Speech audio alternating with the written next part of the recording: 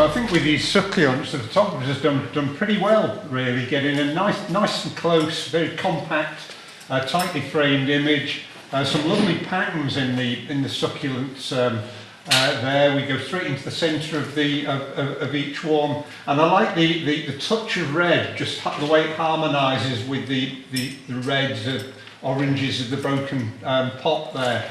Some good textures in the pot there. I do like the way it's just opened up at the front there. The eye goes straight in. It looks sharp enough in my eye, right up to the back, and the photographer's used differential focus to good effect, just to throw that back area out of sharpness. Got it nice and tightly, and you've got sections of two other pots in either corner that just holding the eye in. I like the higgledy nature of the pots there as well. It just gives us a bit of variety through the image. Framing the bar just round the edge there just finishes off to good effect, and I like the square format that's been used here. So there's nothing wrong with it, nothing at all. I just think in terms of subject matter, there are a few others that are a little bit stronger in this competition. So we're going to begin with the 16. Steve Weatherly. Yeah, photographer's done well here too, managing to get a nice close view of this cow with its head pressed up against the gate. So we've got in nice and close. We're using the outer focus gate as a framing device there. I think that works very well. You finished it off well at top and bottom and the side there. I don't find the padlock too intrusive. It's there. There's not much you can do about it. And the sort of gold colouring is harmonious with the colour of the wood as well. But lovely detail in the cow there. You've exposed well for the whites there. Again, we're using a very narrow depth of field, but the key part of the cow being the eye looks more than reasonably sharp to me. Like the way you've got the snout down in the bottom there, and the eye serves as a good focal point for us to end up at. And we've got a little bit of catchlight in the eye there, which I think always helps to bring that extra element of vitality, whether it's human or animal. So 17 for this one. Peter Kay. Okay, can we hold this one back, please? And also this one. Yeah, again, I think the photographer's done well here. With this type of image, being the right place at the right time is key, really. So you have to watch out for good lighting conditions and just make sure you're there. And I think you've done a good job with the way the light's catching the side of that building there. We've got some variety in the lighting conditions and the colour that we've got. There's some interesting geometric shapes in the buildings, some rectangles and curves, and I think it works very well. We've got the flock of birds in the middle there. They're probably a focal point in the end. That together with the bright sky there, the eye's inevitably drawn into that point. You've used the trees to good effect, I think, holding the eye in on the right and on the left-hand side. Some quite good light on the trees themselves, but I don't find that it's drawing the attention away from the focal point really. And because the light is softer on the bottom there, I don't find that my eye lingers too much on the less interesting parts of this scene, these metal barriers down there. And I do like that base, that green base that you've got there, just holding the eye in at the bottom. Your lighting levels are quite variable throughout this image, but you've exposed well for it really, particularly on the building. So it's another one of those that I can't see anything. It's a nice image, pleasant image. I can't see anything wrong with it, but others here just have stronger subject matter. So we're giving that one a 16. Brad Cheek. Yeah, hold on to that one, please. Yeah, there are one or two strong natural history images in here. I don't think this is a bad effort by any means. Far from it.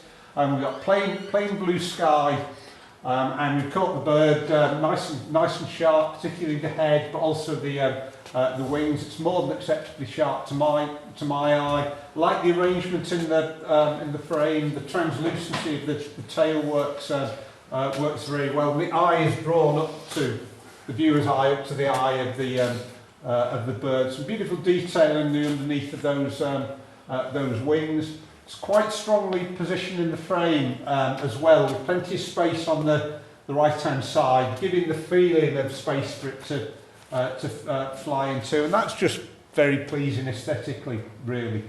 Arguably, you could have possibly left a little bit more space at the above and below the wings. It's just fractionally tight. I think you got it right on the left-hand side. There's something that just strikes me as a little bit odd in the sky. The colours, the blues don't look quite natural. So I think photography will probably reason that the sky wasn't strong enough without that treatment. Maybe, but it just strikes me that those colours are just slightly off natural, and that just knocks the image down a point or two in the scoring. So 17 for this one. Philip Armand. Yeah, can we hang on to that one, please? Yeah, well done for finding something that's really quite ordinary, for being observant and making an image out of it. I think it works well. It's quite intriguing, just wondering what that object is. It's got a simple shape, some beautiful colours in there, and the opaque nature of the glass just throws it out of focus. So there's a question at our minds, just what exactly is this? It's very abstract. It's just pleasant to look at, really. And those blues in particular are very attractive. And just a touch of green there. I think the photographer's made a wise choice in throwing the subject away from the centre, like you have done. It's quite strongly positioned. Perhaps arguably you could have just cropped a little bit off at the top there, because there's not a lot. That area right at the top's not really contributing a huge amount to the image, but it's a very pleasant image. It's your own unique creation, really, and I do like it. 16 for this one. Alan Phillips. Yeah, can we hang on to this one, please? And this one. And this one. Yeah, again, something unique. Looks like a longish exposure to me, so it works well in conditions of total darkness. I think, because that way you get a simple background. Don't see any light pollution, any evidence of light pollution there at all, because you've got this strong light in the middle. The eyes are drawn straight into it, so it looks like it's whatever it is. It's on the edge of a lake, which is giving you the reflection there. The colouring is very good. It's an interesting shape with that circle. Very round. The eyes immediately drawn in there. You've handled exposure quite well, I think. So those white areas I find quite attractive. You've exposed perfectly for the fireworks shower around and about, and it's just an interesting image to look at. Very pleasant indeed. Kept things nice and simple, and that's a virtue. I think. So 16 for this one. Jane Patel.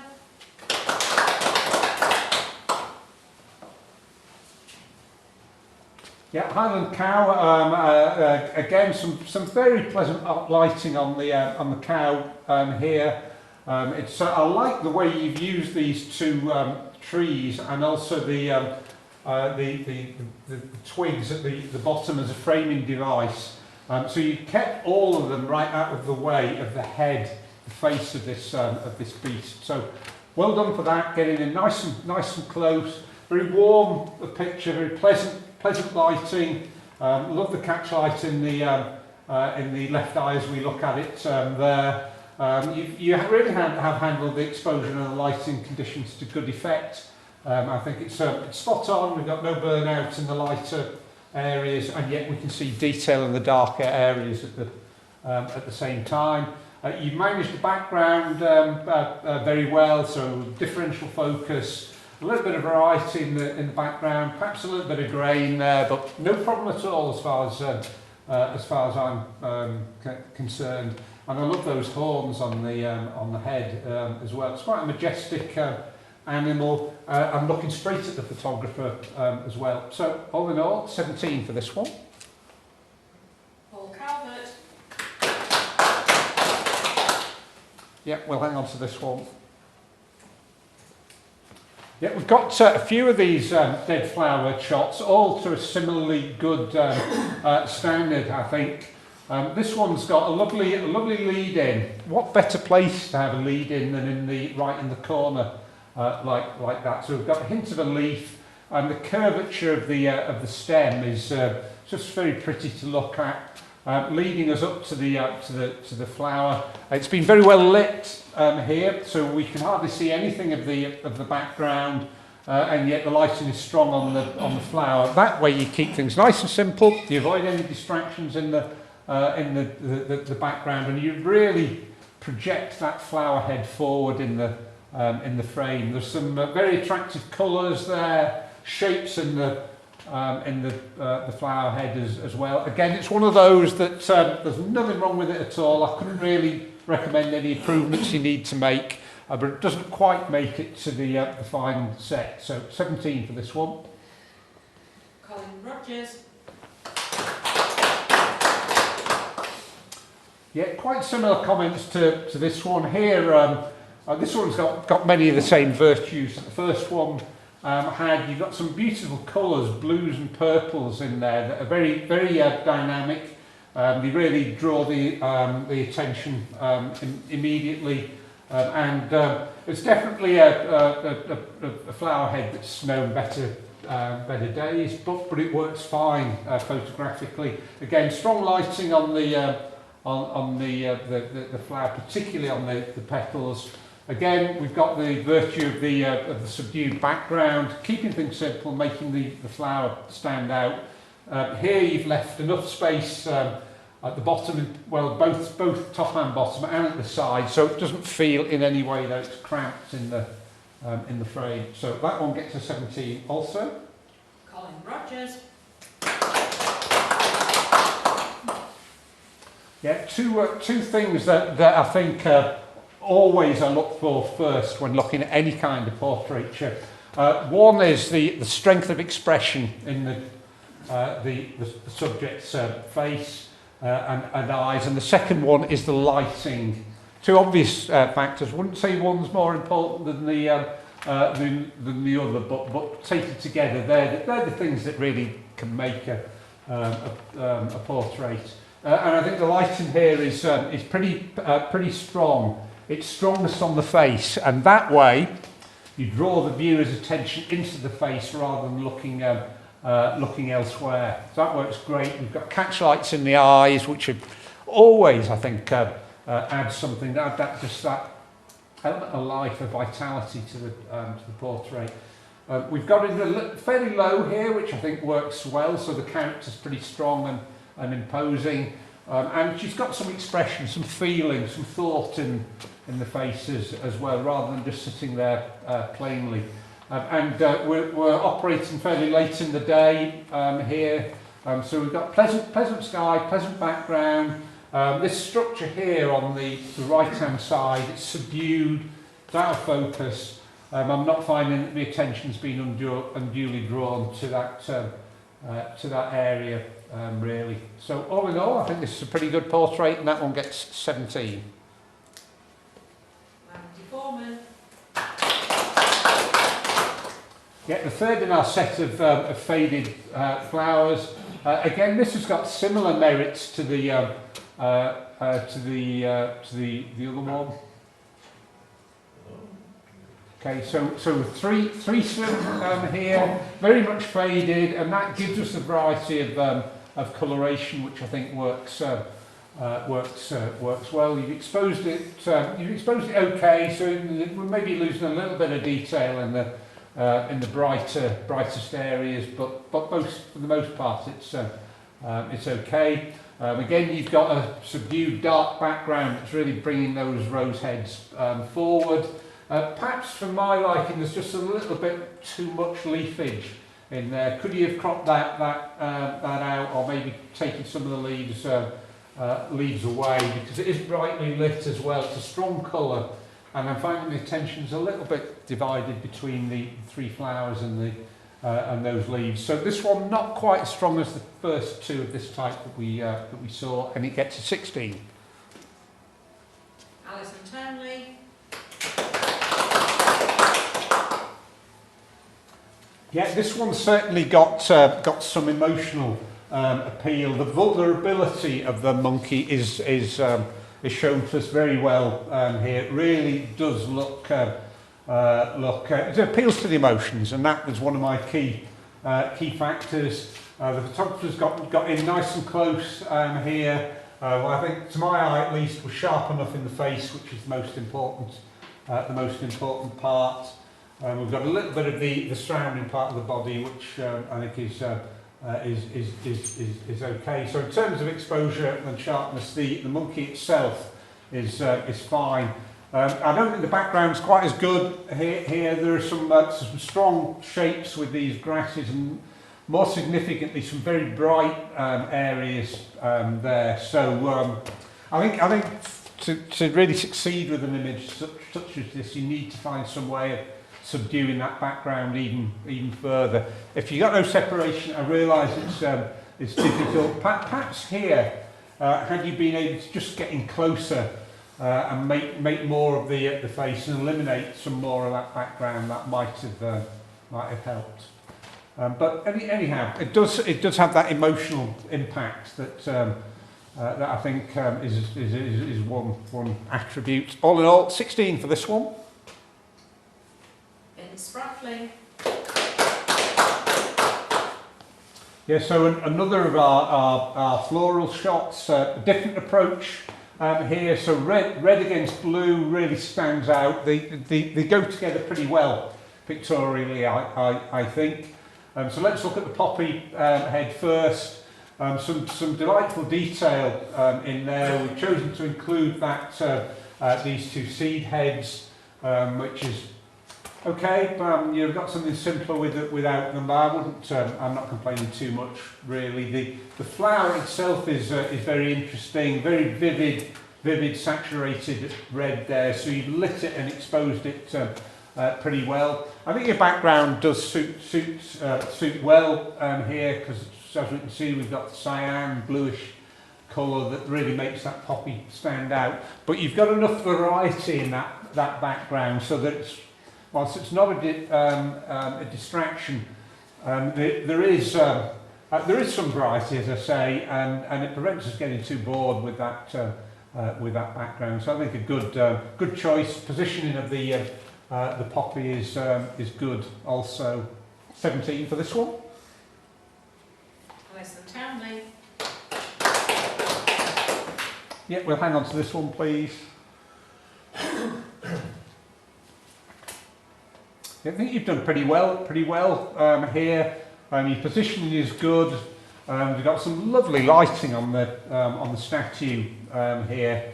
It really is strong. It forces the eye towards the statue. But I think the real strength is that you've waited your moment here until you've got this large white cloud passing behind the statue. So your timing is spot on. It really makes that statue stand out very well. Much stronger, I venture to suggest, than had it been a plain sky. It looks sharp enough to me. It's big enough in the frame. Sky as a whole is okay. There's plenty of variety in the clouds there. Perhaps the blue's just a little bit too vivid for my liking. I just wonder if they're slightly over polarised. I'm not sure. It's a minor thing. One way in which I think you could definitely get a better result is chopping off the left hand side. Give you two advantages. One, you have the support coming in as a diagonal from the corner, which I think would be it's just a good point to have a lead-in line from. But it also would mean that you'd be able to keep the statue away from the centre, just a little bit too central for my liking. So I think try it at home, just cropping off that bit. And I think you find that you end up with the result that you also find aesthetically more pleasing, more stronger than what you've got. But I think it's still a very pleasant image, this one, and it gets 16. Jane Patel.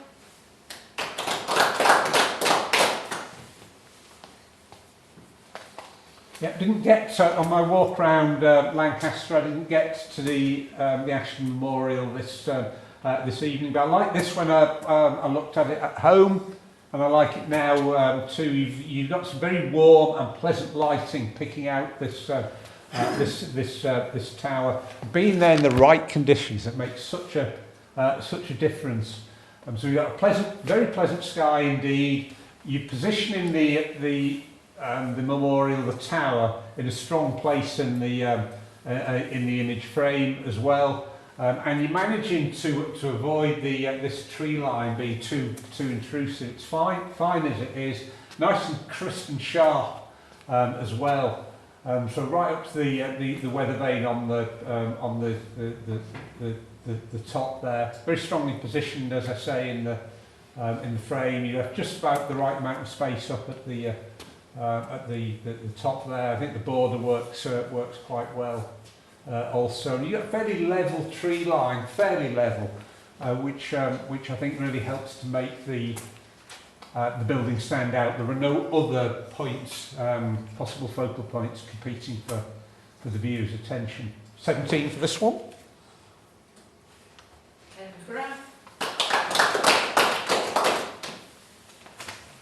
Yeah, well done for getting out early, getting out of bed, doing your planning, being in the right place at the right time. It's just as important as your skills with the camera. And this one certainly got some atmosphere and mood and feeling to it. And if you can do that with your landscapes, it makes me, as the judge, the viewer, think, yeah, I'd like to go there and have a go at it as well. So you're doing more than just showing what the scene looks like. You're showing what it feels like to be there. And it's got a certain mood, as I say, some solitude to it. So we've got this mist inversion and just peaks sticking out there out of the mist, and they're quite pleasantly arranged.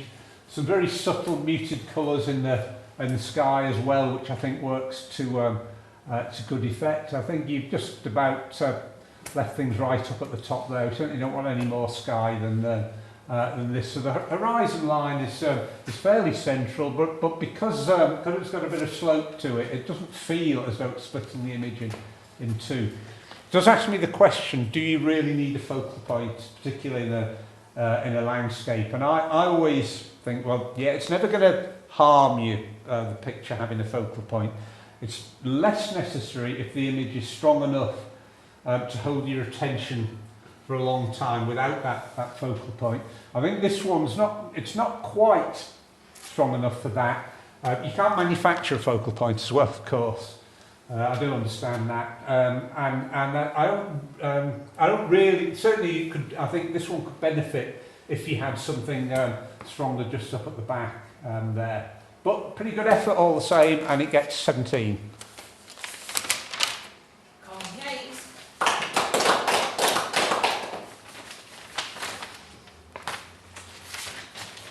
Yeah, quite like the way the photographers managed to position this on a diagonal. It just makes it visually that bit more interesting, that bit more dynamic, if you can have the subject matter on the diagonal like this. And I think you've done very well. I know these creatures are swimming in tanks. They are moving, so you got to be your timing's got to be spot on. And I just like the way here you've created something a little bit different with the air bubbles being breathed out, and particularly that bubble on the right hand side there. I think it just provides something a little bit of departure from the ordinary. To that effect, it works very well. The plainish background, but with a little bit of variety, perhaps some reflections here works great. I think your exposure is pretty good. There are some reflections just in the body there, I think, which probably you can do little about. As I say, you've got to take it as it is. I think overall it is a little bit cramped. It's a little bit too large in the frame for my liking. I think if you used different lens or stood back a little bit and just made it that bit smaller, you could have probably provided more space up on the left-hand side, which I think you need really. But I do appreciate these are not that easy to get. They're moving. There may be limitations as to how far you can move back. You've got to take it as it is. And I think this is a pretty fair effort. So it gets 17. Finn Sprattling.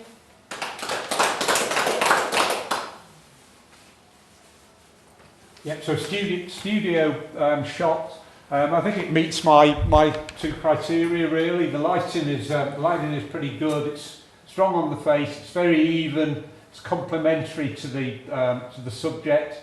The arms and body are not overly lit either, so my attention's maintained on the face. We've got good contact established, a rapport between the photographer and the subject, and therefore between the subject and us as viewers when we look at the end result. I like the fact the head's just slanting over slightly.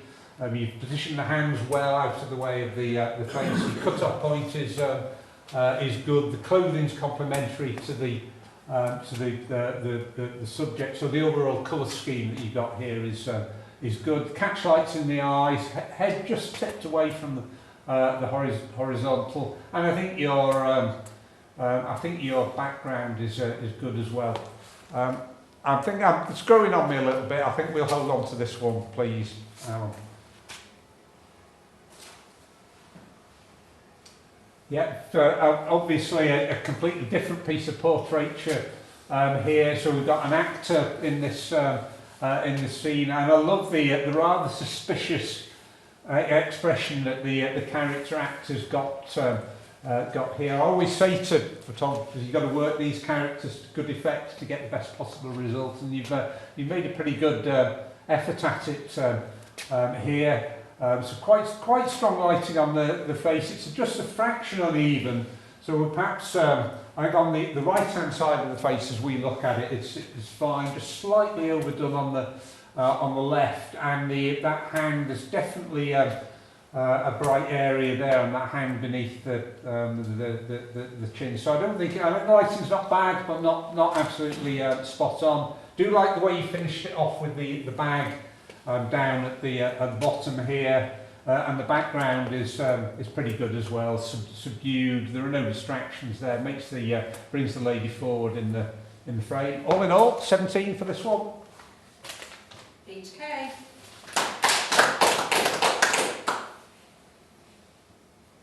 Right. So we've got three of these Graham Curry Joker images in the set, so I found myself comparing the three. Here the photographer's gone for a different approach, getting down nice and low, looking up towards the face. Quite a simple rendition, and it's slightly scary in appearance.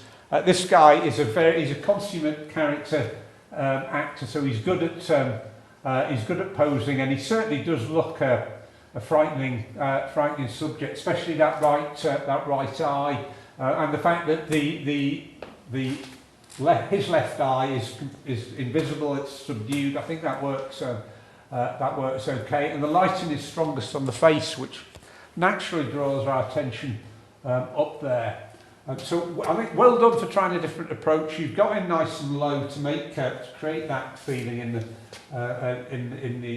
face, in the character. The disadvantage of it is that we've probably got too much of the top half of his body. It really is filling up about 3/4 of the frame. A little bit too much for me. And I'd also try and subdue that lighting over on the left-hand side.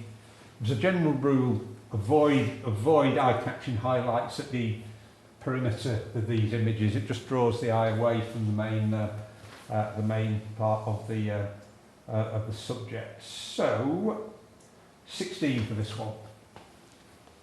Down the start. Yeah, we'll hang on to that one, please. And that one. Yeah, black coombe, very pleasant layered recessional landscape that we've got here. Quite a variety of lighting conditions, really. Rather bright at the bottom. Lovely orange colours in the sky there on top of the hill there, and I like the zigzag effect through the landscape, just leading us through. There. It's an image of great contrast because we've got very subdued lighting in the hill area and and stronger light up at the top, and a very pleasant curvature there up at the top. So I do like the layers. Probably another one of these landscapes that would benefit from some sort of focal point. There's something a little bit odd to my eye with this rather red line that's between the yellow and the sky and the top of the hills. I just question how that's been produced. It's a very small detail, but it is a little bit eye-catching, and I can't quite work it out what's happened there. So 16 for this one. Steve Worrell.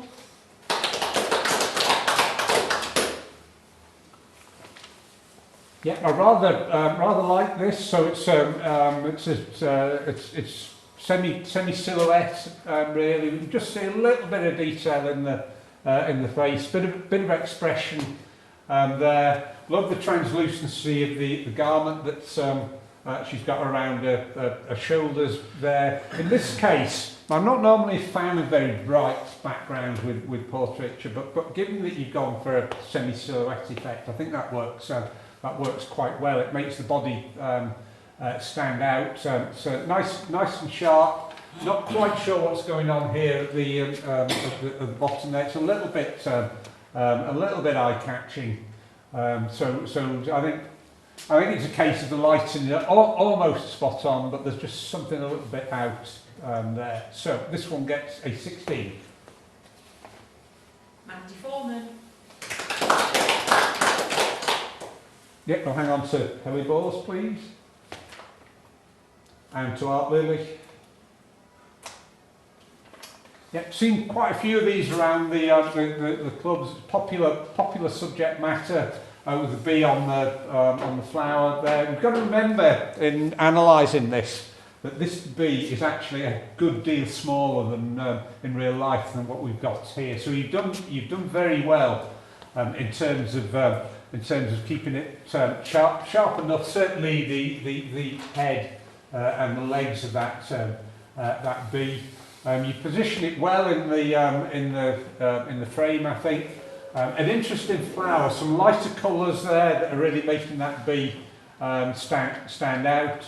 This branch or stem here is a little bit of a challenge to the photographer because it's strongly lit.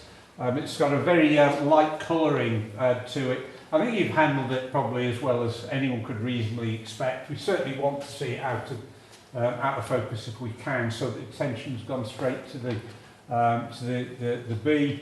With this orange flank area up at the pink area, sorry, up at the top, it's slightly eye-catching, but you've done a good job, I think, in getting it out of focus, and it's away from the main subject area. So I certainly don't find that too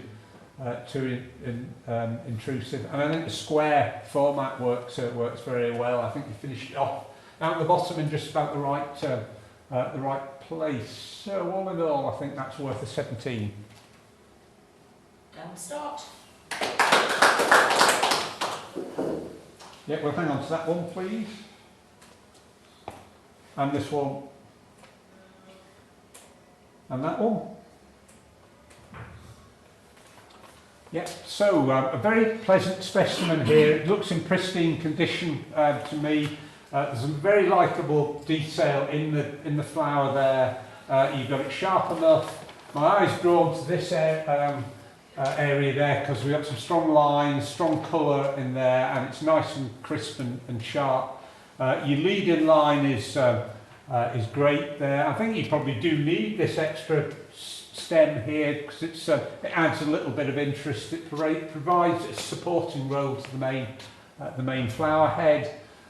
Perfect position for your lead-in, right down in the corner. And it's quite an interesting stem, and it leads us up to the flower, which I think is well sized in the frame. I'm not convinced really about the background is your best choice here because it's similar colour to most of the petals as well, but more to the point, it's more strongly lit. It's a brighter colour, so that it's a little bit eye-catching. I feel that the lighting here will be better the other way round. So you've stronger lighting on the flower and weaker on the background to really bring the flower forward in the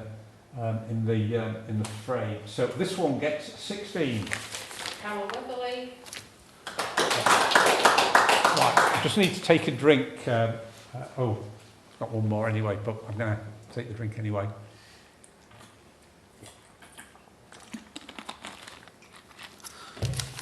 Yeah, I think you've got it nice and tight here.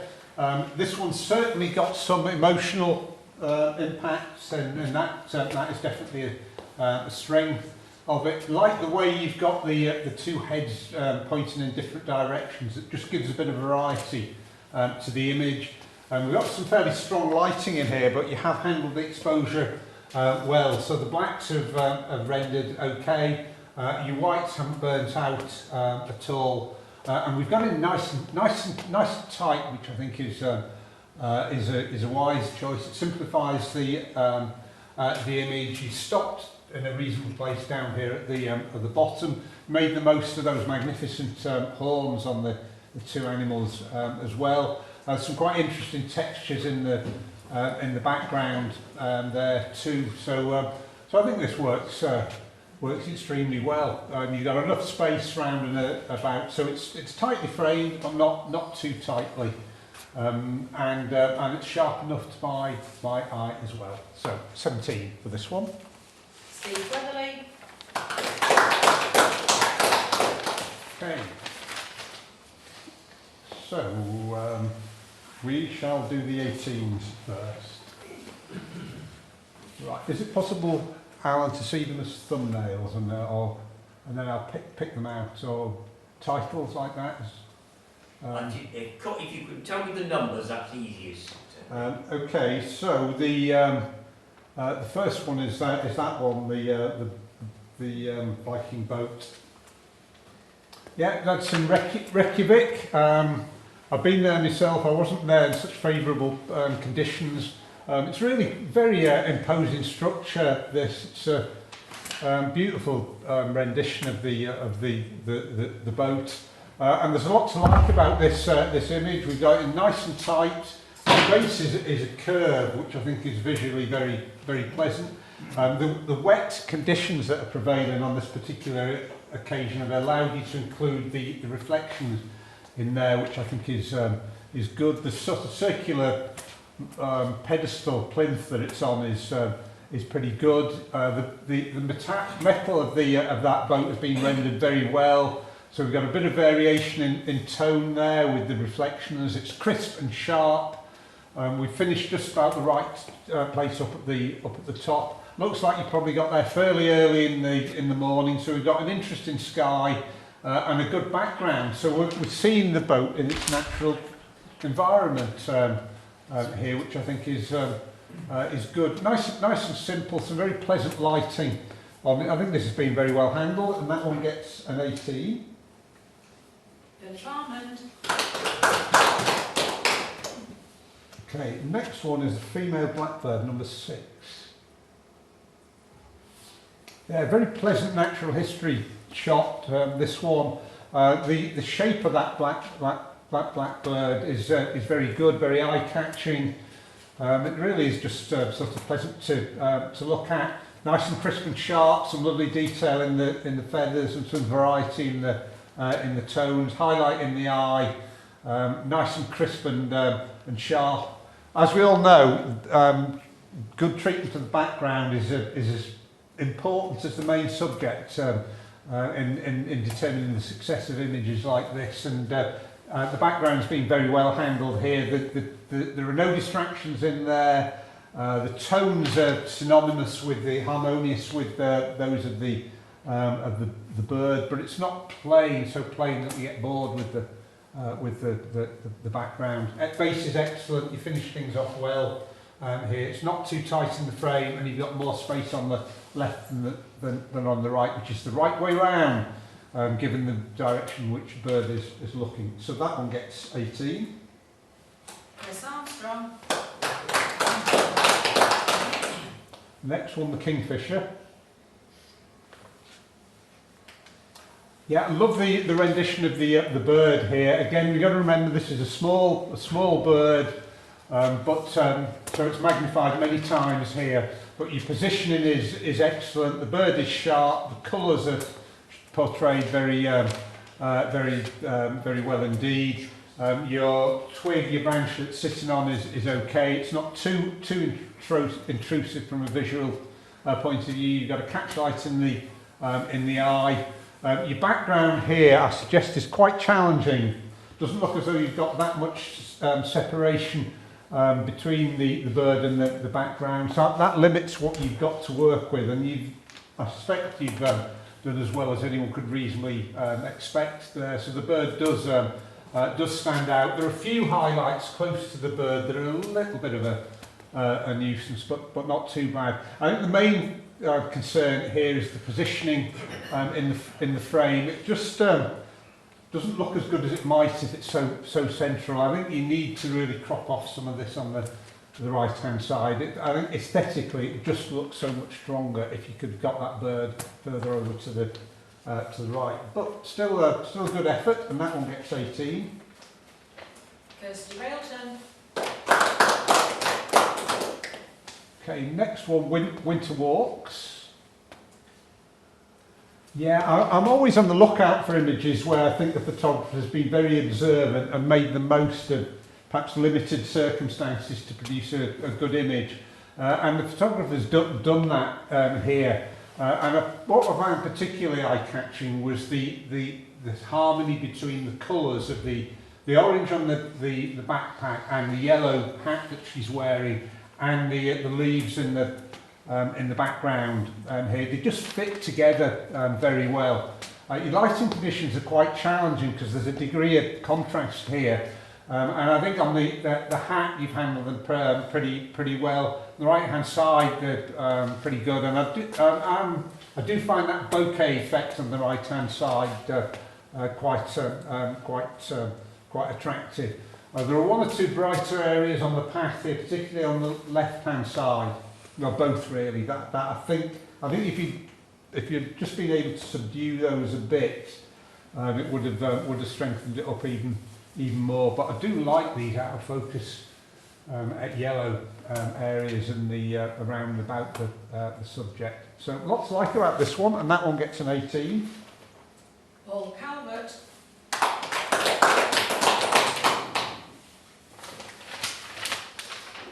Right, Erica next, please. Okay, I've already commented on that, I'm not going to say anything more. That one gets an 18. Ruth Lockery. Female sparrowhawk.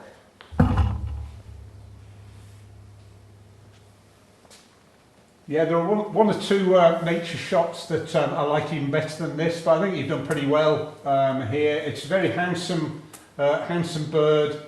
So your viewpoint is good. There is some variation in in the background there. I think it's a little bit stronger background than the kingfisher shot that we had. I like the position of the bird on the diagonal like that. It just adds a sort of dynamic element to it, and I think it's good the way the bird sort of it's looking back over its shoulder like that, so we can see the eye and the beak. It's sharp enough throughout, but particularly in the head. The portrait presentation is ideal here. So 18 for this one. Mike Atkinson. Right. So next one is the Master of the Meadow, number 3. We haven't done that yet, have we?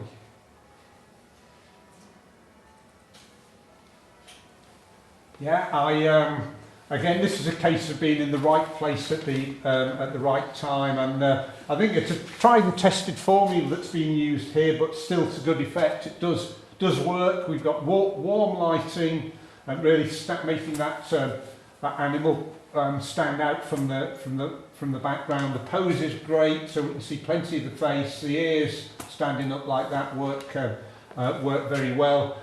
You've positioned yourself to good effect here. It looks fairly early in the morning. We've got very narrow depth of field, but it is sharp where it's important. So the hair is about the only thing that's sharp in the frame. Those trees at the background, you have plenty of separation. They're thrown right out of sharpness. And just look here, we've got an out of focus foreground as well. So you've kept things nice and simple. Your positioning is excellent with plenty of space on the right hand side. Doesn't look too big in the frame to me, and it's nice and crisp and sharp. So that one gets 19. Christine Armstrong. I'm getting a little bit confused here because we're not eliminating any, but we've done the dreamboat, haven't we? We've done the female blackbird. Let's have some lit up barn owl on post. Yeah, quite like this here. The lighting is very good. So we've got strong lighting on the owl, fading away to the background. Really keeping things simple, but making the owls stand out. The exposure is good. The whites are absolutely spot on. Some lovely browns on the back feathers of the owl. Catch lights in the eyes. Those browns just match well with the grasses and reeds there. So 19 for this one. Gary Barton. Okay, have we done the Joker takes aim? Have we done that? No. Right. Okay. So let me just see first what I've marked. Yeah. Okay. Yeah. Love this. I think I like the way the photographers use differential focus to show us the gun sharp and the very rapidly receding figure out of focus. But we can see enough of that character to know what's going on. I think the positioning is good with the gun out of the way of the face there. I quite like the very light colouring in the face there. But some beautiful colours in the garments that the character is wearing, and your background is absolutely spot on. Very subdued, brings the character forward. So 19 for this one. Ken McGrath. Right. We haven't done the Joker's Joker yet, have we? No. Right, okay. Yeah, very different treatment here. I think this is strong as well with the repetition of the same character. Graham's a consummate character actor. He's great with the expressions. So I love the colour popping effect that's being used here. It just increases the immediate visual impact of the image. So with this character on the right hand side, looks very threatening, very menacing. So if he's looked to no good at all. I just love the rendition of the eyes there. The lighting is very strong on the face. So it's strongest on the face. The attention goes up and stays on the face. And I quite like the whole figure that's shown on the left hand side. So that one gets a 19. Carol Weatherly. Right, and they called it Puppy Love. Yeah, this one's certainly got an awe factor, a bit of emotion in there, the relationship between the dog and the little girl. I think it's obviously set up, but it's been done to good effect. It works very well. And what really helps here is the photographer's not taken the image from eye level. They've got down to the same level as these two, as the dog and the girl. That really works to good effect. Fairly narrow field of focus, depth of field here, but you've got it sharp where it's most important. It just works very well. We've got some catch lights in the eyes. Doesn't matter that we can't see the girl's eyes. We can see enough expression in that face to realise the love that it has for the dog. I think you finished things off well on the left-hand side there. The fencing, which is potentially intrusive, you've thrown that right out of focus. Really is not intrusive at all. So I think you've handled the conditions extremely well here. And that one gets a 19. Colin Yates. Right, so what we still got left? Have we done Fiona Penny? No. Okay, so I might end up mixing a couple of 20s and 19s here. But anyway, let's do this one. Yeah, an excellent sporting shot. This, I think, it's different from anything else that's in the set. The most important thing is the quality of expression that you've got here. You've got the eyes wide open, the determination in that in that face, and the task in hand. So it looks very spontaneous, very natural. It's extremely eye-catching. Again, we've got in low here. We're looking up towards that face, and that makes that helps. Slalom race, so the face, the timing is so good that the face is out of the way of those poles, and with that the arm there just bent over the top of the face there acts as a good framing device for that face. So filling the frame up nicely at the bottom. And you've used differential focus at the back there to give us a hint of what's actually going on at the back, but not making it distracting. You positioning with the boat on the left hand side, and he's moving towards the right is great. And finally, I like the droplets that you've got there. The centre of action is conveyed well, and you finished it off well with the stone in the bottom right hand corner. Nice and sharp in the where it needs to be. Your soft even lighting works very well. Great image, 20 for this one. Gary Barton. Okay, female red grouse. Yeah, love this. Your lighting is really good. It's an excellent natural history shot. Dead crisp and sharp. The lighting is just so warm and pleasant on the body of the grouse there. We've got catch light in the eye. The square format suits the shape of the bird well. Your background is absolutely superb. It's spot on. It's a good lesson as to how we should try and get our backgrounds.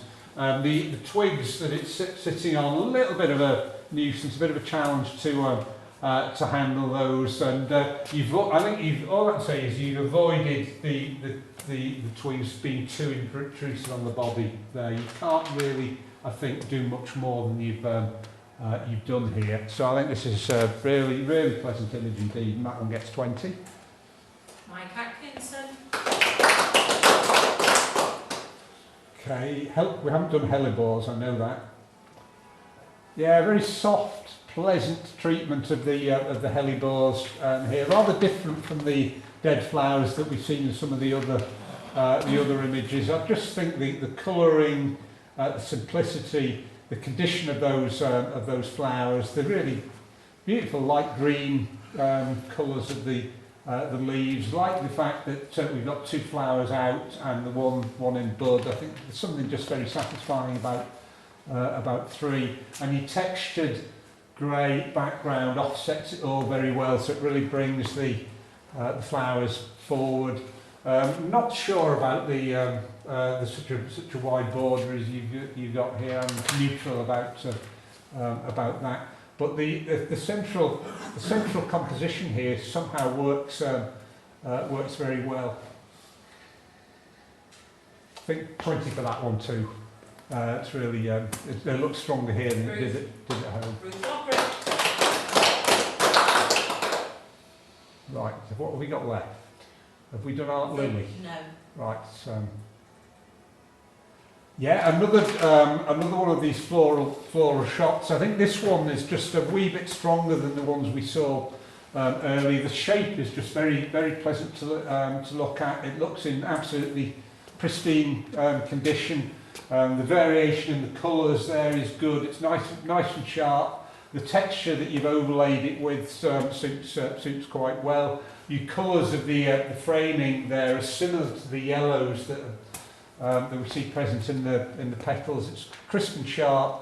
I think your square presentation works extremely well. 19 for this one. Brad Cheek.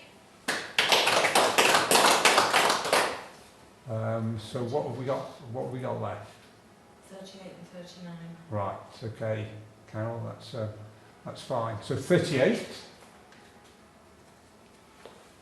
Yeah, I have to admit this was a little bit too clever for me. I couldn't work out what was going on. I did look up the words Invictus Sol on the internet, and I found something about Roman sun god. So I was even more confused. So anyhow, it's as we can see, very abstract image. Looks like some sort of creature. I think the texture works well. It's got a very circular feel to it, and because of its symmetry, the central composition works well. So it's got a lot of impact to it, even though I can't work out fully what's going on. The vignettes that have been applied in the corners work well as a framing device, and I think the square presentation is good for something that's so circular. So 19 for this one. Alan Phillips. And Mating Fly. Yeah, I love this. It's these. Not sure whether they're dragonflies or what exactly, but the moment's been well captured here. The colours and the shapes in here are very good. Very narrow depth of field that's been used. Just look at the variation focus between the wings, but the central part, I think most of it is sharp enough, and the background suits very well. Not much more to say about this one. It's another 20. Kirsty Railton. So now, ladies and gents, I've got to pick a winner out of them. Okay, Yes. so we have 4 20s. So I've already decided what my favourite one is. So it's the one of the boatman, whatever it's called. Fiona Pennine. Yeah. 30. Yeah, that's it. Yeah, just this one's just very striking. It's just got that little bit extra for me over and above the others, so that's the winner.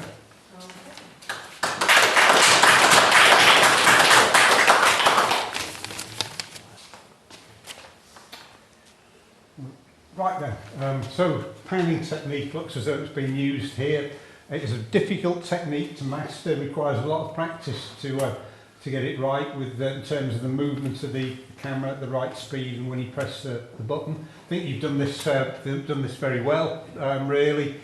So we've got a bike that is first of all it's well positioned in the frame, but you've got that mixture of some movement in the wheels and substantial sharpness in the boy that's riding the bike. So we've got the sense of movement, which I think comes across well.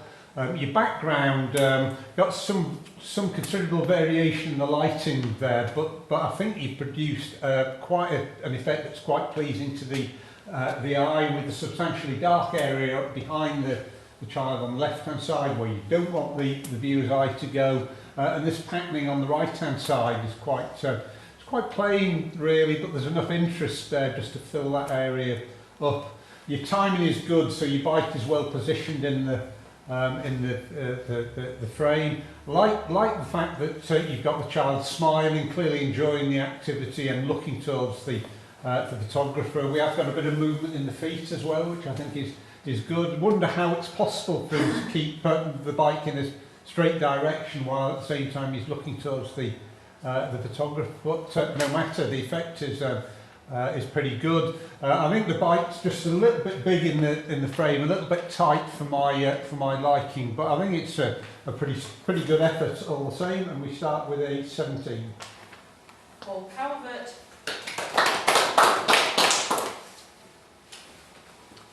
Yeah, so these modern buildings provide an interesting vista for us to photograph and look at. So it's very modern architecture. I think what makes it is that you've got enough variation in the shapes of the buildings, and in particular the heights of those buildings, to make it a vista that's good to look at. Your tall building there for me acts as a final focal point because it's taller than all the others, and as such it's pretty well placed. And we've got a good range of tones there, which I think always helps with mono. The sky is quite attractive, and your base is good as well. So we've just got a little bit of the Thames showing, the bridge there, and then the buildings rising behind that. And this pier on the right hand side is not too intrusive. Like the way you finish it off with that overlooking tower there on the left hand side, just holding the eye in. So that one gets a 17 as well. Colin Yates. Yeah, you've not done too badly here. So the helicopter is helicopter gunship is nice and sharp. We've got that movement in the in both the rotors there, which works to good effect. So we're substantially freezing the helicopter, but conveying that idea of movement. I think you've rendered it sharp enough. Your exposure is okay. Like the fact we can just see a sign of the pilot there. I think that human contact helps. Your rather anemic background, plain anemic background, I think it works okay here. The darker helicopter really stands out from it to good effect, and your positioning is good. So enough space on the right hand side. That's pretty much perfect in terms of positioning in the frame. And look at the wording of the gunship. It's sharp. Gunship. It's very sharp. So I think you've got that. Got that right. All in all, that amounts to a 16. Vince Sprattling. Yeah, well seen. This one. Some very interesting rectangles here and other geometric shapes up above. And I like the recession, the perspective line that you've got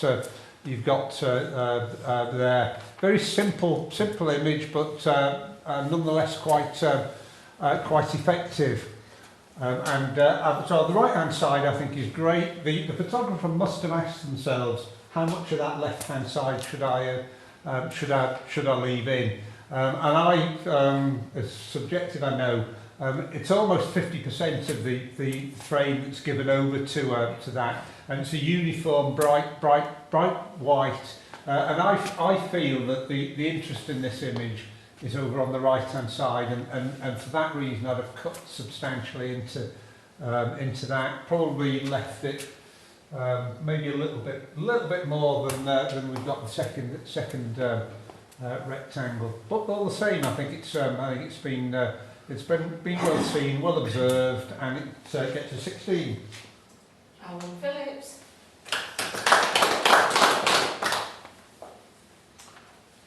Yep, so cut, no doubt somewhere in Dorset. That's where Jurassic Coast is.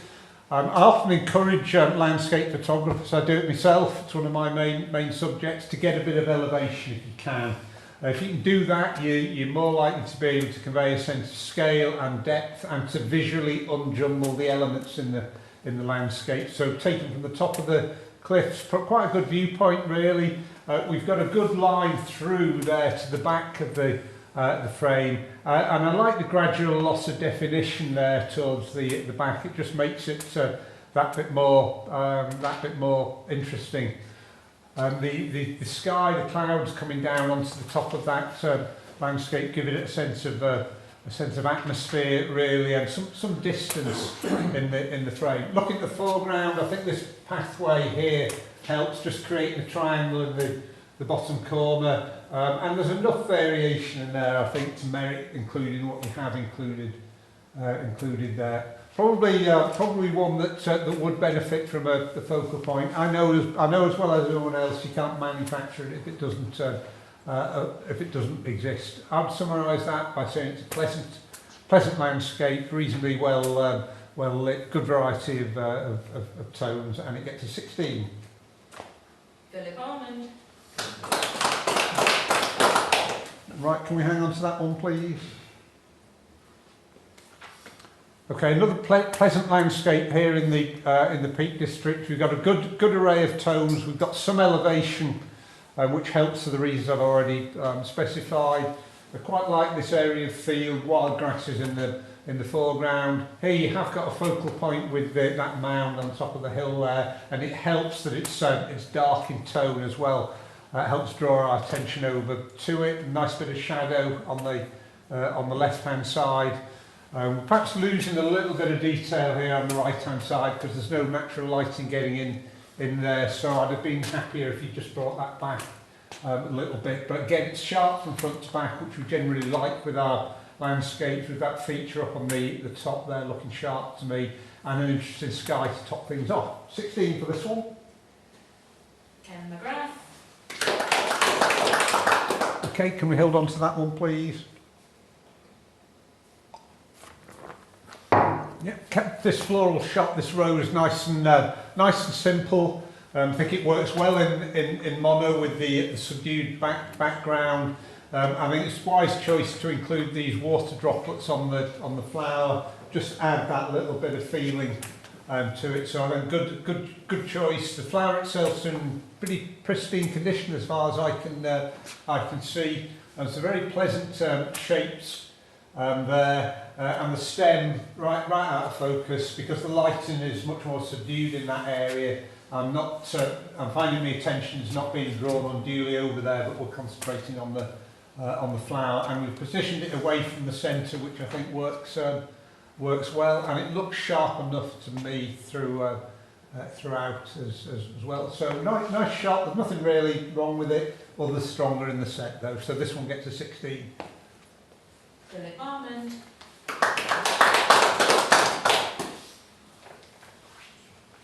Yeah, so this guy's certainly got an element of suspense, of suspicion about him, as if he's perhaps up to no good.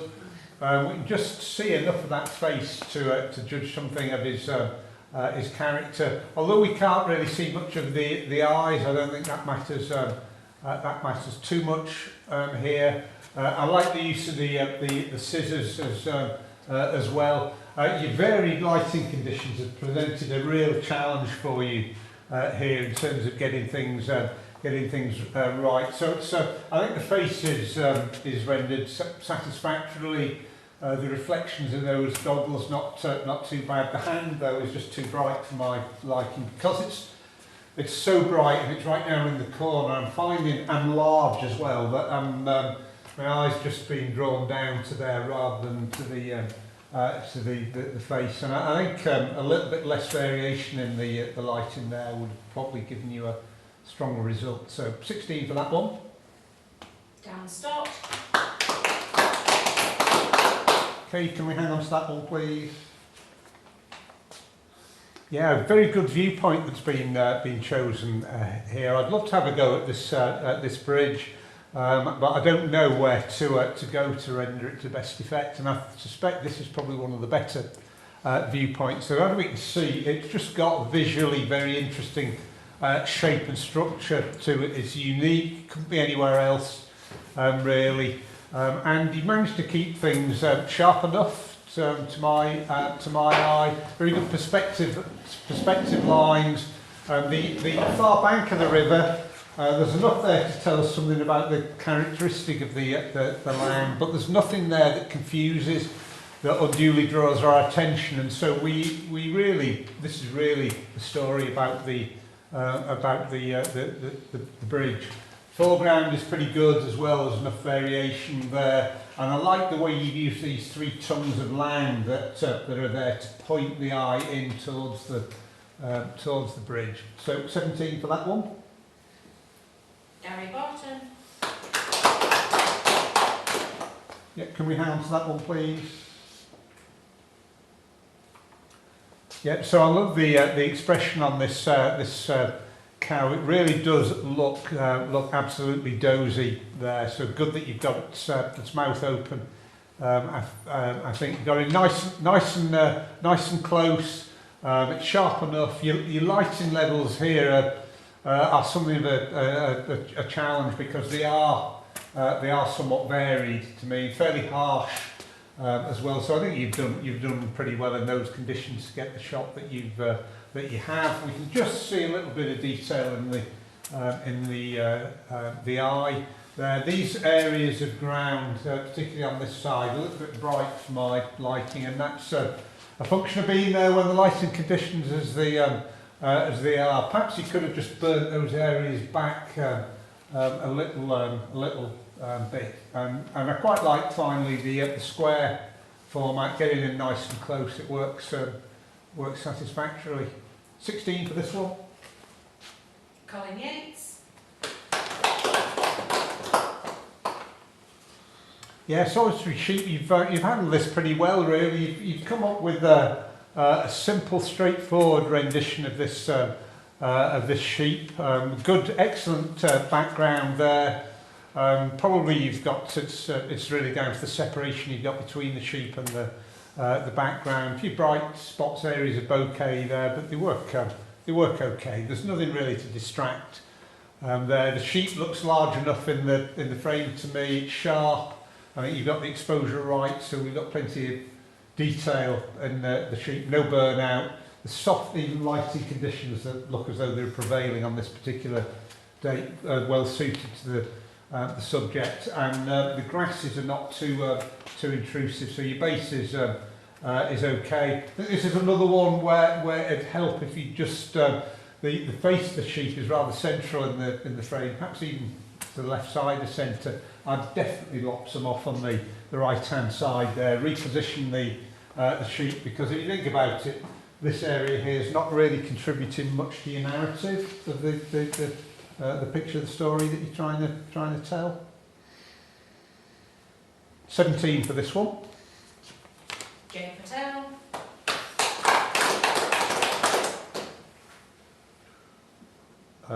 So John Ryan's Library in Manchester, quite an interesting building to go to. So it looks as though the photographer here has combined at least two images, adding some textures in there, and that's probably on the basis that he or she didn't feel it was quite strong enough without that. I think it's a difficult image to analyse this one. I think it works okay. You've created something that's rather unique. So perhaps this is the Rylands himself imposing over the building that he created. I don't know. Doesn't matter. It's got something of a story to it. You've got good variation of tones in here. The stained glass windows you're finishing off with the image up at the top are okay. Likewise in the middle. And these spotlights here on either side, like the lines that you're creating there, sort of V-shape, leading the eye into the figure, the statue that's been imposed on it, and that stained glass window. So I think the arrangement, the composition, if you like, the arrangement of all the elements works pretty satisfactorily. So this one gets a 17. Randy Foreman,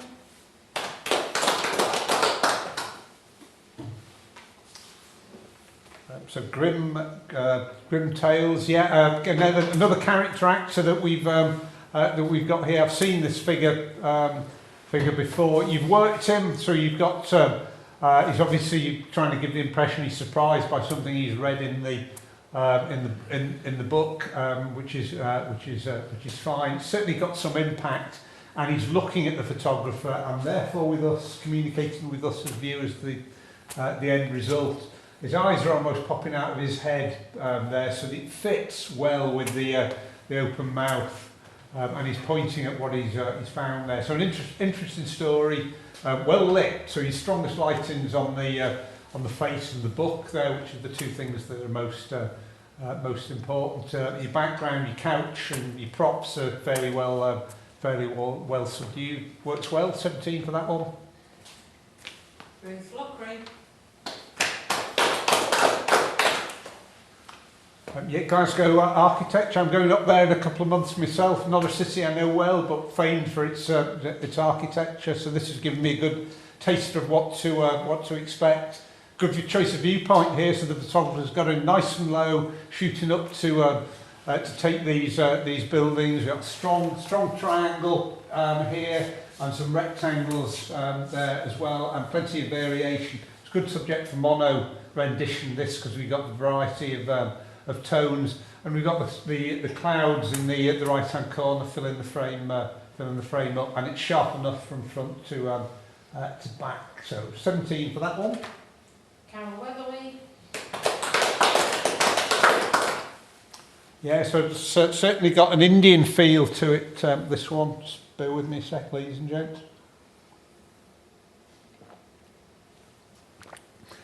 Certainly something that's very exotic and old, and a lot of architectural interest here. You've chosen the viewpoint pretty well. That's giving you the building on the left hand side as the final focal point. It's got a strong shape. It's got height as well. You've used the reflections to good effect to fill this what would otherwise be fairly void area, and you finish things off well down at the bottom there. Likewise either side, so you avoided cutting off any of the buildings there. You got to take these images when you're there. It seems banal to say come back at a time when the lighting conditions are better, because I know full well you may not be able to do so. But the fact remains the lighting conditions are very sort of middle of the day-ish, very harsh and severe. So we're losing detail in the sky. We can't see much in terms of clouds up there. And although you've got a wide variety of tones, I think this is one where you need that dramatic lighting to really lift it and bring it to life. So 16 for this one. Jay Patel. Okay, can we hang on to this one, please? Yeah, rather like the treatment that's been used here. It works well. It gives the image a feeling of a certain agedness, a certain timelessness, if you like, as if it's a throwback to decades ago. But the treatment's been handled sympathetically as well, so it looks genuine and realistic. You've got to have that statue in a central position if you're going to keep this square in. So I accepted it as it is. You've got a super cloud formation there just surrounding the statue as well, and the people wandering about, giving us the feeling that this is a holiday resort before the age of the package tour, package holiday abroad. And I like the way the sharpness fades out, the definition fades out towards the back as well. It really makes this statue stand out. So I was going to mark it, but it's one of those that when I see it projected, it's even stronger. So could we hold this one for now, please, Al? Yeah, so photographer's got in nice and close here. So the cow itself feeding from the tree, quite an interesting story. Even lighting on the cow here, so some lovely textures in the cow, variation in tones, quite a strong eye, and it's a question for me is why isn't it eating the grass on in the surrounding areas rather than going for that more difficult vegetation on the tree. So in some senses the lighting works well on the cow. The brighter areas left and right I'm a little bit less keen on.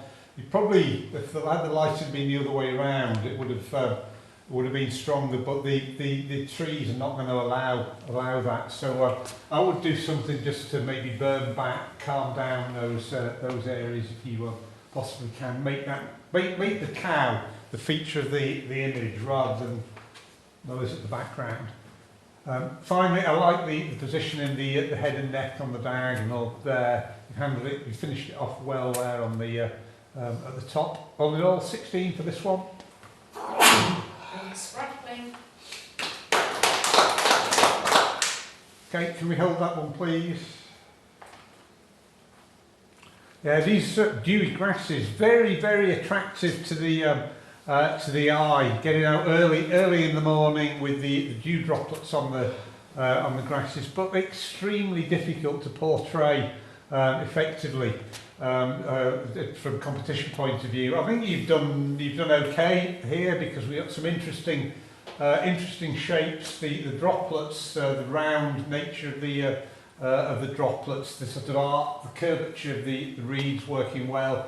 Very well finished off at the left-hand side there, and the rest of the surrounding grass is thrown out of focus. Some good bouquet in the middle of the image there. The square presentation is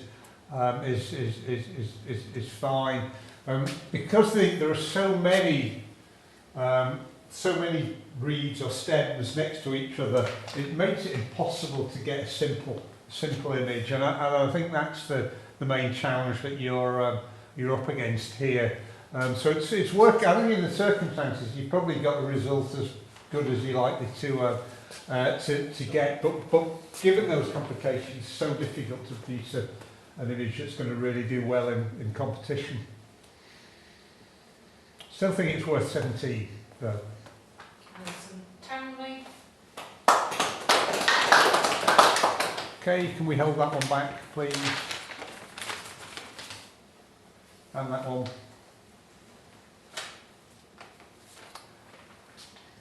Yeah, so I'm thinking to myself, how's the photographer thought of the idea for this image? And it looks to me that he or she was attracted by the homeless person sitting down at the back there, and just photographing it through this old phone box would do something a little bit different. Perhaps allow me to frame that person, and I think that was a pretty good choice to make. And including the extra person like that, well, fair enough, but it's going to be so difficult to get it right, given that you've got such a small space to work with, and the positioning of the guy who's sitting down relative to the phone box. So ideally, because she's walking from right to left, it'd be nice to have her more to the right hand side. But that would obliterate the face of this character. So in the circumstances, I think you've done pretty well, really. I don't think you could have done any better than that. The important thing is we can still see the face of this gent on the right hand side. And it's quite a forlorn face. We certainly get a bit of feeling for his the fate that he's in, and it somehow fits the idea of this decaying phone box. I also like the way you've used the frame of the phone box as the frame for these two portraits, and I love that message. Say hello to Brighton Money. Somehow it's an opposite. Maybe it fits in with this distraught character on the right hand side. There's some interesting textures round about as well. So. Okay, there are one or two little problems with it. I'd probably like to see a little bit more down there at the bottom. Perhaps a bit less of those two lights up at the top. But I think the circumstances here very, very challenging, and you've done well to get the result that you have. So 17 for this one. Peter Kay. A very abstract feeling to this one. So I love the reflections in the water. The shapes are just they're very abstract. It's just very eye-catching. There's a lot to like there. But the photographer probably agrees, and that I tend to agree. You need that extra element in there, so a leaf would be something that's suitable. It's got a bit of shape to it, so your single leaf I think is okay. Not ideally positioned. I think further over to the left there, where you've got the sort of Eden grey area, would have been even better. But I do like the idea. You've created something that's unique here. That's just a little bit different. You've got a good array, a good range of tones, which is always going to help you with a monochrome image. It's always going to make it look that bit more interesting. Other than that, very clean, crisp perimeter. 16 for this one. Alan Phillips. Okay, can we hold that one, please? Yeah, there's certainly a bit of mood here with this mountain road. I really like the way you've got that mist at the back there, the fading sort of definition. It just creates a certain mood, bit of feeling, bit of atmosphere. Your positioning is quite good here, so we can see the road on either side. And I think this pathway, this change in tone here, certainly helps you in terms of the foreground, because without it there's not a great deal of interest in the foreground. So it just breaks up that area, but gives you a double benefit because it's a leading line for the eye to go to the hillside in the middle. And again, it's got a certain timeless feel to this image. It just looks old and aged, as if it was taken a long time ago. Kept things nice and simple here. I think this is reasonably strong. And get 16. Steve Weatherly. Yeah, can we have that one, please? Yeah, these steam train depots, railways are always attractive subjects for photography. Got a pleasant scene here with the little bit of mood provided by the steam, lovely shapes of the locomotive, and the face, the driver in there helps absolutely no end, and he's pretty strongly positioned there. You've shown us a lot of information, but okay, I think it works pretty well. And these cables up at the top, they're very well subdued, so I think you've handled those well. The eye doesn't drift up there too much. I quite like the out of focus signage that you're finishing things off with on the right hand side, and your viewpoint just allows a little bit of separation between that and the end of the loco. So I think that's been well seen. I think you've made a pretty good job of this. This really, you got some feeling in it. You got some reflections in the side of the locomotive. And again, the agedness of it, that these vehicles are from a long time gone, that's enhanced by the black and white mono presentation. So we're going to give that one 17. Peter Kay.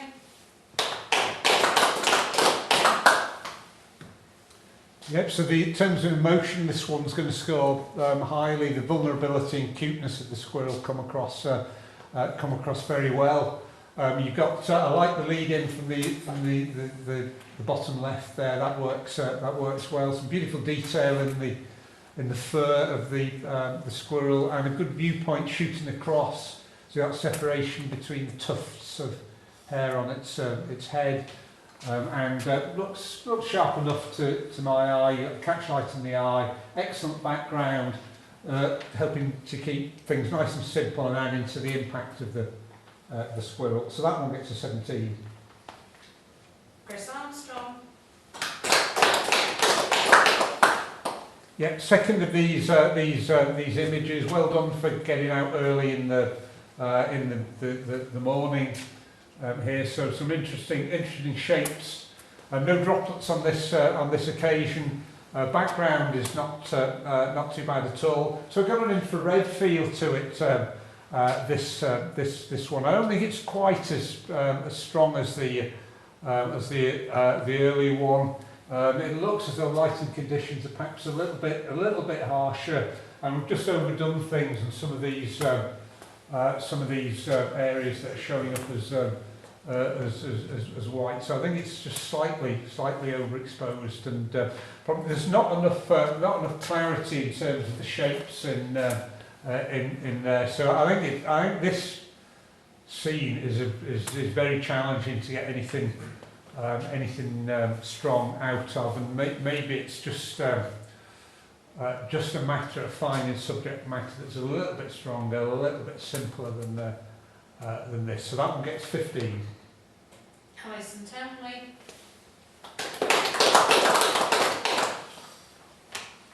Yeah, so I think a number of images appear to have been superimposed on here. So I think the idea is a decrepit building falling apart, was maybe invaded by nature, and we're trying to show it to, the idea of it being restored, and the more modern building over on the left-hand side. The paint pot here is part of the story. So I think you've thought this idea out pretty well. I love that strong triangle that you've got.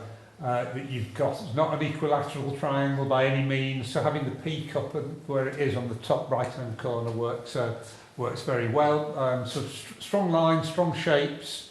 We've got a good variation in terms of tones. We've kept the sky down to an absolute minimum, which I think is a good choice. All in all, 16 for this one.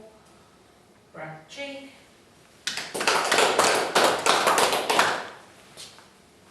Yeah, quite a good viewpoint that's been chosen here to portray the layers of Lancaster. So a bit of elevation, so we can see all these different areas with the housing here in the foreground, the trees, and then up towards the old building up at the top, which presumably is the Ashton Memorial that we saw earlier. So I think the range of lighting conditions here is just giving us something visually quite interesting, with the much lighter area in the middle there. Your tower stands out well as a focal point up at the top. Sky reasonably interesting. I think you've finished it off okay down at the bottom. Certainly the fact that lighting levels are lower here helps. You got a choice whether to include or exclude the windows. I think it works okay as it is. It's sharp enough from front to back. I think having that focal point away from the centre, probably maybe more towards the left-hand side, would have just helped lift it even more. But it's a nice story that's being told here. That one gets 16. Dan Stott. Can we hold that one back, please, Alan? Yeah, these stone circles provide an interesting subject matter for photographers. I've not been down to Avebury in Wiltshire, but I think it's usually a wise choice rather than to show the whole circle, just to show bits of it. And this is quite interesting because we've got the three completely different stones. I like the fact you've chosen the viewpoint that's giving you not positioning this one here right in the middle between the other two, because these two on the extremes are larger. They act as a good framing device for that one. And the landscape, rather similar to that Fourth Road Bridge one, really. It's plain enough to avoid any distractions, but telling us something about the environment that we're in. So it's absolutely fine, and not a bad sky to finish things off. So that one gets 17. Mike Atkinson. Okay, can we hold that one back, please? Yeah, so a young child, as we can see. So it's quite a high key image, this one. So preponderance of light tones, and I think it works okay. So the child is oblivious to the photographer's presence and very studiously looking at these pictures. And I think the angle you've taken the shot from works well with the book down in the corner. Some very gentle tones on the walls there. So the lad stands out to good effect. You have got some darker areas in there, which I think works fine. But it's a very natural portrayal of this young lad. So good job. Get 17. Right.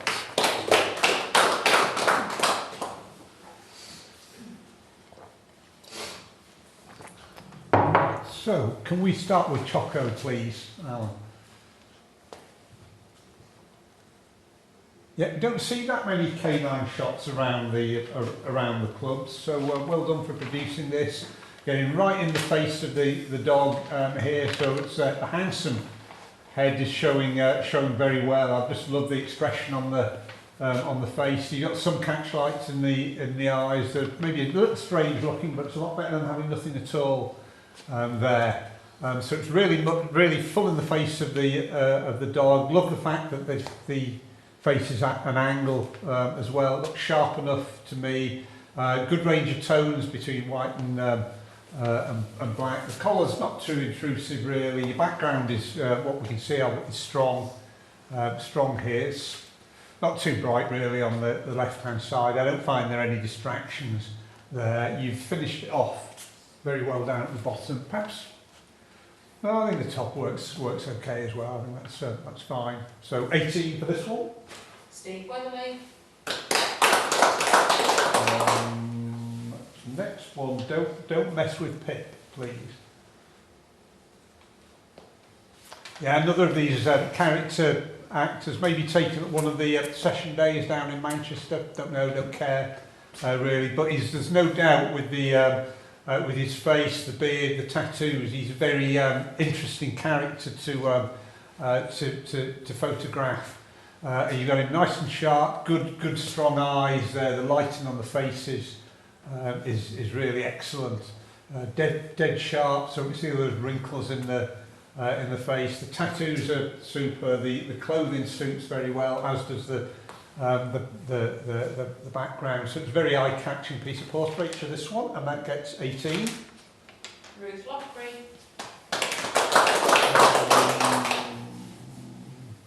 Then can we have Lincoln Court with wisteria colouring? Yeah, an infrared feel to this, definitely. I love the wide view that you produced here. It's got very attractive shape, the facade of this building with the windows and the towers. It looks a lovely piece of architecture. And you've got things just about right in the foreground here as well. So we've got lead-in lines, a lovely sort of elliptical shape in front of the building. I think you finished things off front and right to good effect. The infrared treatment, if that's what's being used, suits it well, and a good strong even sky there. So nice piece of work. That one gets 18. Mike Atkinson. And next one, Mute Swan, please.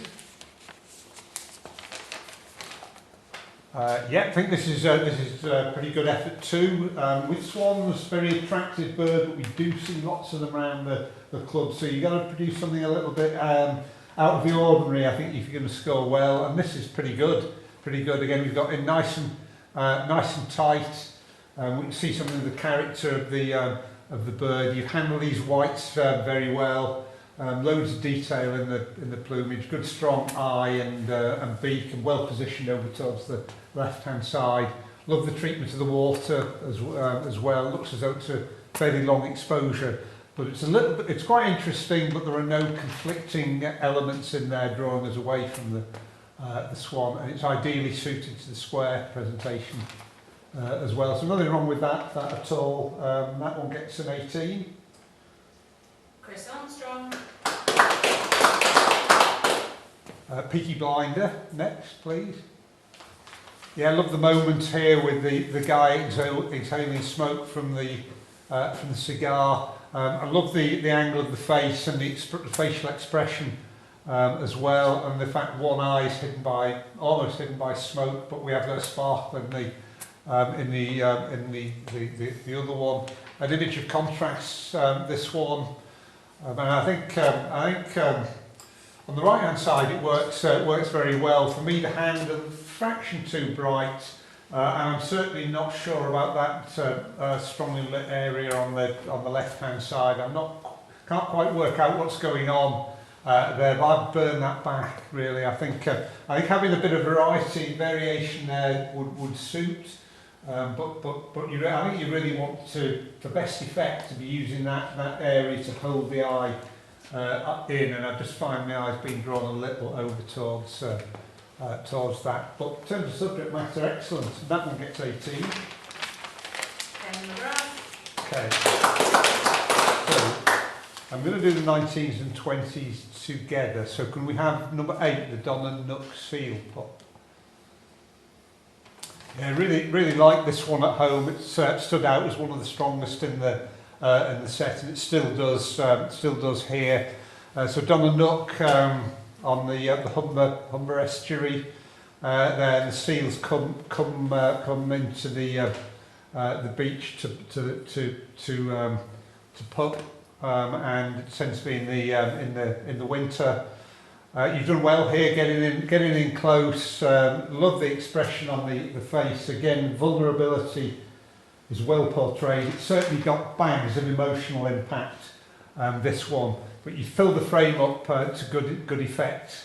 Too, you're using the grasses on the left-hand side to hold the eye in.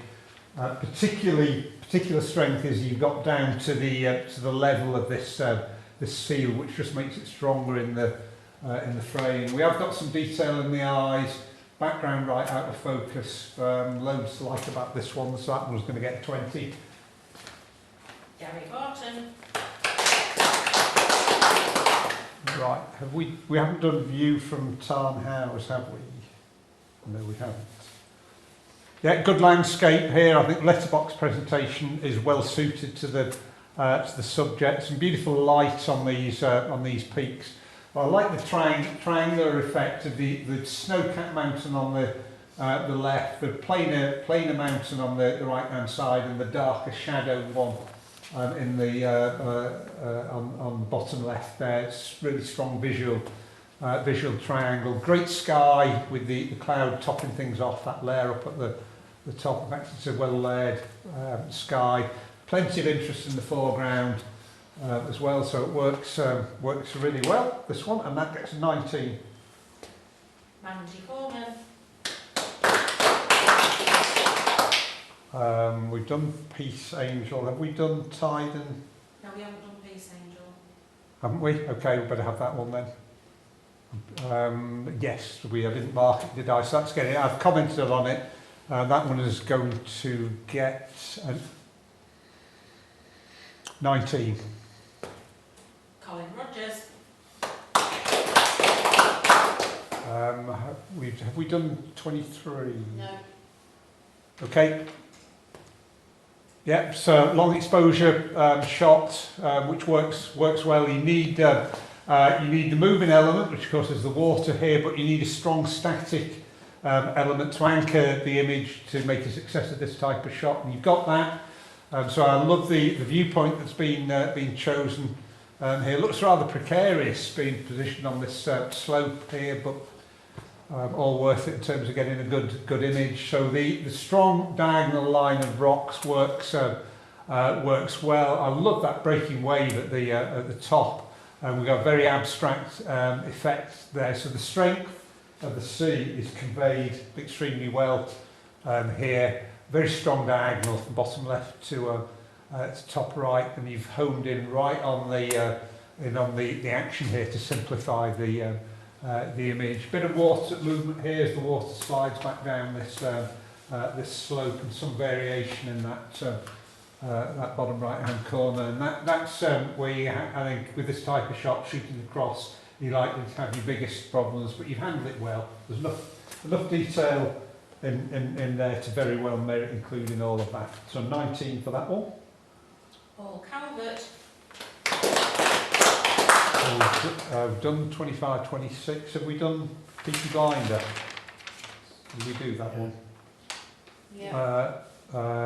Did I mark the mute swan? Yeah. You've Right, got number 11. Right, so, yeah, okay, let's have that. Yeah, I love this at home, and I think the thing I liked about it most of all was the viewpoint that's been chosen. You got down really low, making that church imposing, but you've also got a variation in the lighting here, so you've got darker areas and lighter areas, and you've exposed absolutely spot on for both, so we can see the detail in the lighter areas, and we can see enough detail in the darker areas. So your exposure is getting that right must be quite difficult, but you've done it extremely well. We've got a good strong sky, unique sky there. The shapes of the building are good, with the steeple there being the shape it is, and the highest point. It acts as a good focal point for the eye to go to. You finished it off well on the left hand side. Just a hint of looks like the sea there, so telling us something about the environment. And you kept things nice and simple, so there are no other confusing elements that are coming into it. Yeah, I really like this. So it's 19. Carol Weatherling. Right. So what else haven't we done? 31, 37, and 39. Right. Is it possible for me just to see all three of those again before I comment on them? 31, 37, 39. Right. Okay, that's fine. That's fine. Right, so 31. Yeah, really liked this with these unusual looking crows on the cow's back. Looks like that one on the right. In fact, they're all pecking out bits of fur, maybe for use as nesting material, and the cow's just oblivious, couldn't care less about it. Love the fact you've got three birds there. There's a difference between all of them. You've got those strong black tones there, and yet you've got whites in the cow. You've handled the background and foreground really well. It's a good use of differential focus. Very strong positioning of the cow. It's just aesthetically more pleasing.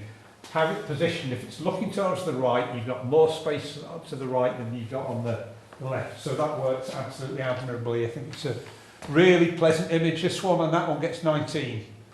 Kirsty Railton. So the picnic. Yeah, love this. Probably stage managed one of these recreation events, but you've handled it very, very well. I just love the expressions on these faces. So the gent on the right looking bored with it all. The lady on the second from left just chomping away at a lunch. You got all the picnic gear here, the Union Jack. It's all part of the story. It just looks authentic. Not bothered we can't see that gent's face there. He's clearly engrossed in conversation with the lady who's eating. I'm just the other lady just looking over the shoulder of the gent. Should I perhaps have my lunch as well? So it's just evokes times gone by very well. You've got the variety of tones here. You've got sharp, compact image. Love the way you finished it off with the windbreak on the left-hand side. That one gets 19. Right, cheek. Right. So yeah, absolutely loved this when I looked at it on the monitor at home. These deep black colourings on the horses. You've got both the heads in, the mother and the foal. Lighting absolutely superb on this one, and this one you've got looking at the photographer. Great variety of tones, superb sky topping it off. The light grasses, you've just about got enough of those, and the positioning is excellent. And it's absolutely dead sharp. This definitely stood out to me as the strongest in the set. So this one gets a 20. Kirsty Railton.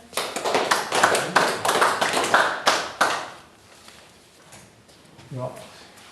So I take it which one was the overall winner then, that one as well? Right, so there was that, and the seal got 20 as well, didn't it? Yeah. So yeah, that last one is the winner, yeah. It is 39.